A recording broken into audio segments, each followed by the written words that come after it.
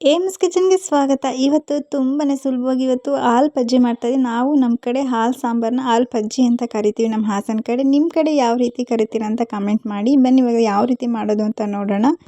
ಮೊದಲಿಗೆ ಕೊತ್ತಂಬರಿ ಸೊಪ್ಪು ತೊಗೊಂಡಿದ್ದೀನಿ, ನಂತರ ಒಂದು 5 ಎಸಳು ಬೆಳ್ಳುಳ್ಳಿ, ನಂತರ ಕಾಯಿ ತೊಗೊಂಡಿದ್ದೀನಿ, ಹಸಿ ಕಾಯಿ ತುರಿ ತೊಗೊಂಡಿದ್ದೀನಿ. ತುಂಬಾ ಟೇಸ್ಟ್ ಕೊಡುತ್ತೆ ಕಾಯಿ ಹಾಕಿ ಮಾಡೋದ್ರಿಂದ. ಇದಾದಮೇಲೆ ನಾನಿಲ್ಲಿ ಜೀರಿಗೆ 1 ಸ್ಪೂನಷ್ಟು ಜೀರಿಗೆ ಮತ್ತು ಮೆಣಸು, ಇದಕ್ಕೆ ಮೆಣಸೇ ಮೇಯ್ನ್ ಇದಕ್ಕೆ. ಇದು ಸ್ವಲ್ಪ 1/4 ಸ್ಪೂನಿನಷ್ಟು ಮೆಣಸನ್ನು ಹಾಕ್ಕೊಂಡಿದ್ದೀನಿ. ಇದು ಸ್ವಲ್ಪ ಒಂದು 2 ನಿಮಿಷ ಹಾಗೆ ಘಮ ಬರಬೇಕು, ಅಲ್ಲಿವರೆಗೂ ಕೂಡ ಹುರ್ಕೊಂಡು ಅದನ್ನು ಮಿಕ್ಸಿ ಜಾರ್ಗಳಿಗೆ ಸೇರಿಸ್ಕೊಂಬಿಡಿ. ನಂತರ ಒಂದು ಹಸಿಮೆಣಸಿನಕಾಯಿ ಸುಟ್ಟಿ ಹಾಕ್ಕೊಂಡಿದ್ದೀನಿ, ಖಾರಕ್ಕೆ ಸಾಕು, ಮೆಣಸು ಹಾಕ್ಕೊಂಡಿರೋದ್ರಿಂದ. ಇದಾದ ನಂತರ ಸ್ವಲ್ಪ ನೀರನ್ನು ಸೇರಿಸ್ಕೊಂಡು ಇದನ್ನು ನುಣ್ಣಗೆ ರುಬ್ಕೊಂಡ್ಬನ್ನಿ. ನುಣ್ಣಗಿದ್ದಷ್ಟು ರುಚಿ ಕೂಡ ಅಷ್ಟೇ ಚೆನ್ನಾಗಿ ಬರುತ್ತೆ. ಒಗ್ಗರಣೆಗೆ ಒಂದು ಪಾತ್ರೆ ತೊಗೊಂಡಿದ್ದೀನಿ, ಅದಕ್ಕೆ ಸ್ವಲ್ಪ ಎಣ್ಣೆಯನ್ನು ಹಾಕಿ, ಎಣ್ಣೆ ಕಾದ ನಂತರ ಸಾಸಿವೆ ಹಾಕ್ಕೊಂಡಿದ್ದೀನಿ. ಸಾಸಿವೆ ಸಿಡ್ದಾದ ನಂತರ ಬೆಳ್ಳುಳ್ಳಿ ಒಂದು 3 ಬೆಳ್ಳುಳ್ಳಿ ಜಜ್ಜಿ ಹಾಕ್ಕೊಂಡಿದ್ದೀನಿ. ನಂತರ ಕರ್ಬೇವಿನ ಸೊಪ್ಪು. ಇದಾದಮೇಲೆ ನಾವು ರುಬ್ಬಿದ್ವಲ್ಲ ಖಾರ, ಅದನ್ನು ಸೇರಿಸ್ಕೊತಾ ಇದ್ದೀನಿ. ಹಾಲು ಸಾಂಬಾರನ್ನ ಇನ್ನೊಂದು ರೀತಿ ಮಾಡ್ತೀವಿ, ಅದನ್ನು ಕೂಡ ಆಲ್ರೆಡಿ ಅಪ್ಲೋಡ್ ಮಾಡಿ ಹಾಕಿದ್ದೀನಿ. ಒಣಮೆಣಸಿನ್ಕಾಯಿ ಹಾಕಿ ಮಾಡೋ ಅಂಥದ್ದು, ಅದು ಕೂಡ ತುಂಬ ಚೆನ್ನಾಗಿ ಬರುತ್ತೆ. ವಿಡಿಯೋ ಕೊನೆಯಲ್ಲಿ ಎಂಡ್ ಸ್ಕ್ರೀನಲ್ಲಿ ಹಾಕಿರ್ತೀನಿ, ಚೆಕ್ ಮಾಡಿ ನೋಡಿ.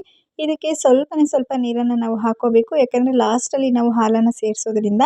ರುಚಿಗೆ ತಕ್ಕಷ್ಟು ಉಪ್ಪನ್ನು ಸೇರಿಸ್ಕೊಂಡು ಸ್ವಲ್ಪ ಅರಿಶಿನವನ್ನು ಕೂಡ ಹಾಕ್ಕೊಂಡು ಚೆನ್ನಾಗಿ ಬೇಯಿಸ್ಕೋಬೇಕು. ಇದನ್ನು ಒಂದು 10 ನಿಮಿಷ ಚೆನ್ನಾಗಿ ಬೇಯಿಸ್ಕೊಳ್ಳಿ. ಮೀಡಿಯಂ ಫ್ಲೇಮಲ್ಲಿ ಕೊಟ್ಟು ಹಸಿ ವಾಸನೆ ಹೋಗೋವರೆಗೂ ಕೂಡ ಚೆನ್ನಾಗಿ ಬೇಯಿಸ್ಕೊಂಡ್ರೆ ತುಂಬಾ ಚೆನ್ನಾಗಿರುತ್ತೆ.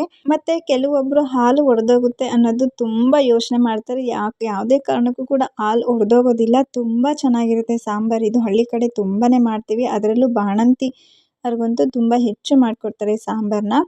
ಈಗ ಗ್ಯಾಸ್ನ ಆಫ್ ಮಾಡ್ಕೊತಾ ಇದ್ದೀನಿ ನಾನು.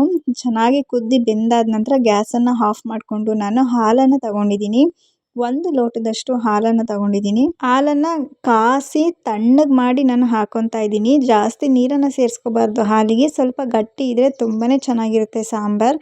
ಈಗ ಒಂದು ಮಿಕ್ಸ್ ಮಾಡಿಕೊಂಡ್ರೆ ಸಾಕು ಅಷ್ಟೇ, ಇದನ್ನು ಕುದಿಸೋ ಅವಶ್ಯಕತೆ ಏನಿಲ್ಲ. ತುಂಬ ಚೆನ್ನಾಗಿರುತ್ತೆ ಸಾಂಬಾರು. ನೀವು ಕೂಡ ಖಂಡಿತ ಒಮ್ಮೆ ಟ್ರೈ ಮಾಡಿ ನೋಡಿ. ಮುದ್ದೆಗಾಗಲಿ ಅನ್ನಕ್ಕಾಗಲಿ ತುಂಬ ಚೆನ್ನಾಗಿರುತ್ತೆ. ಇದಕ್ಕೆ ಒಣ ಕಡಲೆಕಾಳನ್ನು ಕೂಡ ಬೆಂಗ್ಲತ್ತಿ ಹಾಕ್ಕೊತಾರೆ, ತುಂಬ ಚೆನ್ನಾಗಿ ಬರುತ್ತೆ. ಈ ಪುಟ್ಟದಾಗಿರೋ ವಿಡಿಯೋ ಹಾಲಿನ ಸಾಂಬಾರು ರೆಸಿಪಿ ನಿಮಗೆ ಇಷ್ಟ ಆಗಿದರೆ ಸಬ್ಸ್ಕ್ರೈಬ್ ಮಾಡಿ, ಸಪೋರ್ಟ್ ಮಾಡಿ. Thank you for watching.